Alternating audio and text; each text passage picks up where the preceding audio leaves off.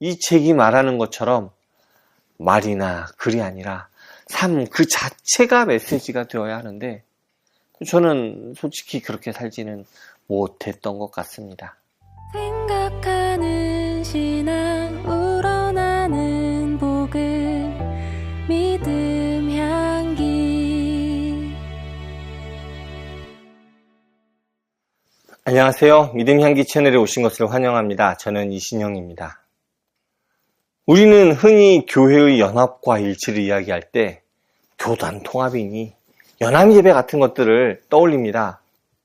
하지만 정작 중요한 것은 그런 형식적인 연합이 아니라 우리가 이웃을 어떻게 함께 섬기느냐에 있지 않을까요?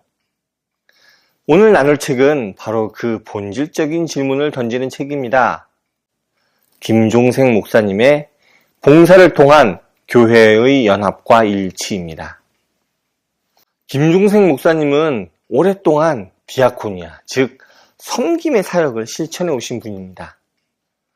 이 책은 한국교회의 연합과 일치, 코로나19 이후의 교회, 생태적 회심과 사회적 돌봄, 그리고 디아코니아라는 4개의 큰 주제로 구성되어 있는데요. 각 장이 이렇게 짧은 묵상 형식으로 되어 있어서 부담 없이 읽을 수 있습니다. 이 책을 읽으면서 가장 먼저 느낀 것은 제가 얼마나 쉽게 판단하고 평가하면서 살아왔는가 하는 것이었습니다. 저자는 우리가 틀릴 수도 있다는 겸손함을 가져야 한다고 말하는데요. 이 말이 가슴에 와닿더라고요. 저도 교회에서 봉사하면서 또 일상에서 이웃을 대하면서 내가 옳다고 생각하는 것을 너무 쉽게 강요하지 않았나 싶더라고요. 상대방의 이야기를 충분히 듣기보다는 내 생각을 먼저 말하려고 했던 것 같습니다.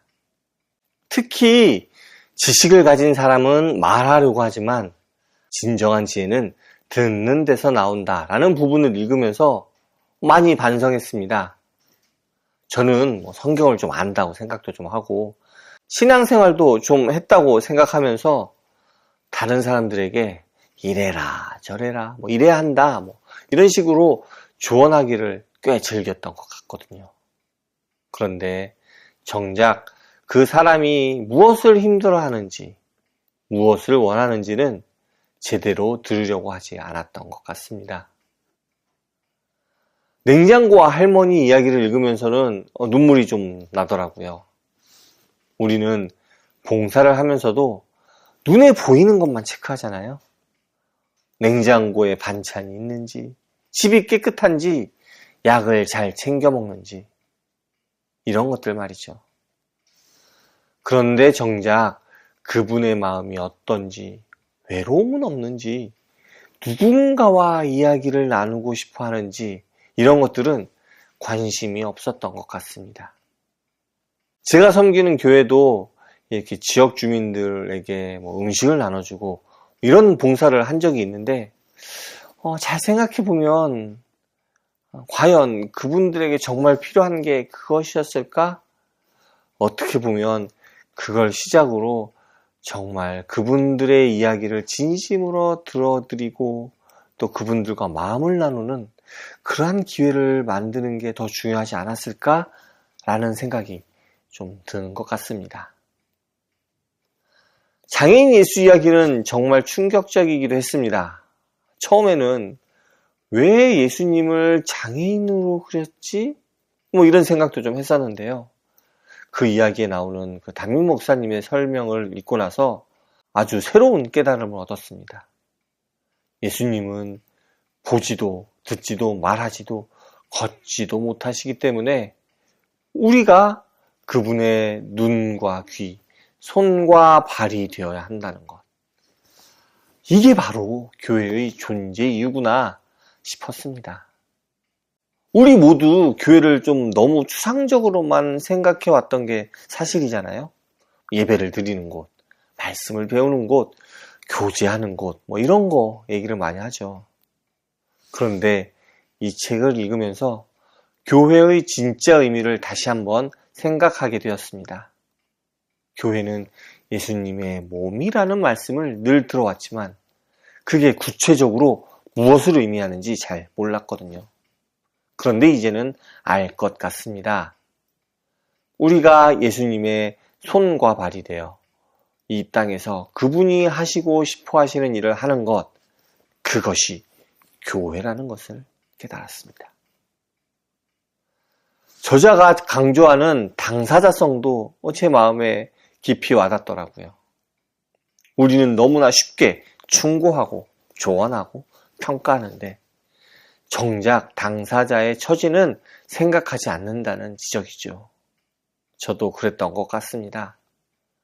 친구가 힘들다고 하면 이렇게 해봐, 저렇게 생각하면 돼 라고 좀 쉽게 말했던 것 같아요. 제가 좀 튀기도 하고 또 남자들은 이렇게 좀 쉽게 이야기를 하죠. 그런데 그 친구가 정말 원하는 게 그거였을까요? 정말 그 친구가 어떤 마음인지는 제대로 돌아보지 못했던 게 아닌가 하는 생각이 드네요.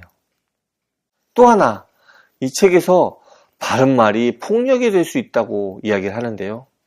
그 부분도 정말 읽으면서 가슴이 뜨끔했습니다. 제가 그런 경우가 많았던 게 아닌가 싶었거든요. 옳은 말이라고 생각하면 상당히 좀 그냥 직설적으로 이야기하는 경우가 꽤 됐던 것 같습니다. 상대방이 상처받을 수 있다는 생각은 그렇게 중요하게 생각하지 않았던 것 같아요. 바른 말이면 괜찮을 거라고 진실을 말하는 건 아주 중요한 거라고 생각했는데 그게 얼마나 폭력적일 수 있는지 이 책을 통해 다시 한번 생각하게 되었습니다.